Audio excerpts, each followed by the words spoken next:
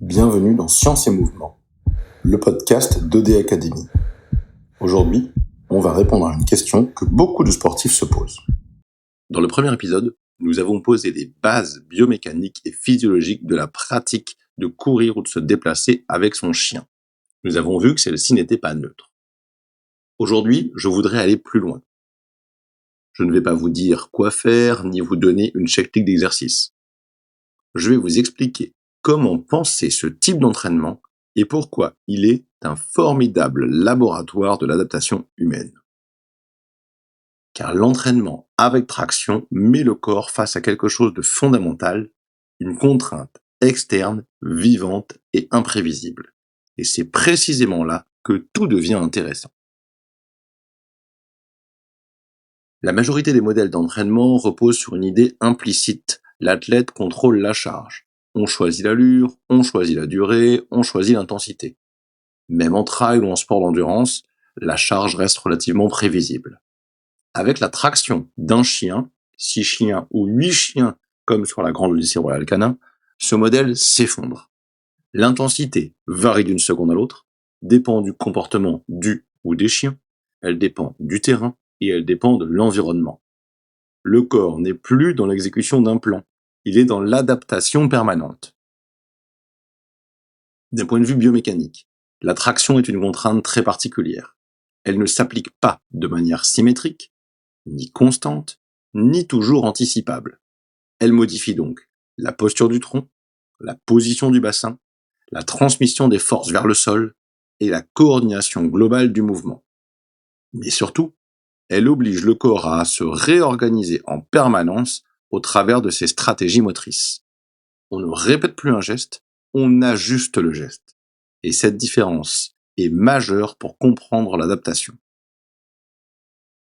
Pour comprendre pourquoi certains progressent et d'autres se blessent, il faut sortir d'une vision purement musculaire. L'entraînement avec traction sollicite 3 systèmes en parallèle. Premièrement, le système mécanique, c'est le plus visible.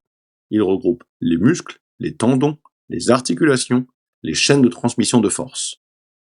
La traction augmente la charge mécanique sur la chaîne postérieure, le tronc, les hanches, parfois les genoux et le dos.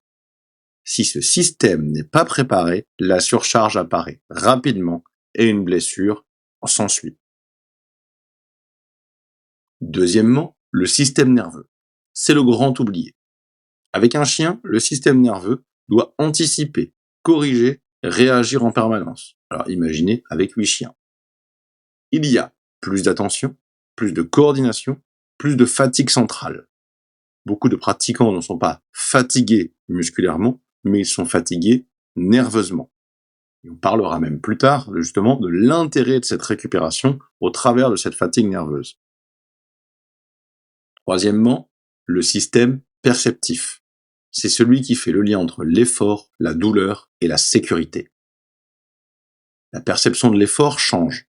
L'allure, qui est parfois imposée, la traction peut même masquer certains signaux, et l'engagement émotionnel est fort. On peut continuer à avancer alors que la tolérance mécanique diminue. C'est ici que naissent beaucoup d'erreurs d'entraînement.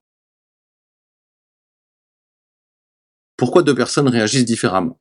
C'est une question centrale chez OD Academy. Avec la traction, la réponse devient évidente. Prenons 3 profils.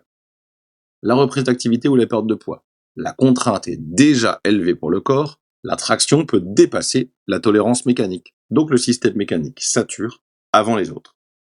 Deuxièmement, la femme sportive régulière. Les variations hormonales influencent la récupération, la laxité ligamentaire et la fatigue nerveuse. Nous l'avons déjà vu dans le premier épisode. Ici, le système perceptif et nerveux devient prioritaire dans la régulation. Et ça, c'est essentiel.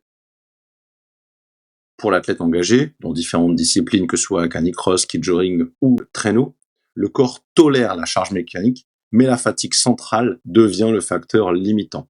Nous l'évoquions, un chien, c'est déjà épuisant, 8, c'est encore plus. Et n'oublions pas l'aspect environnemental avec le froid.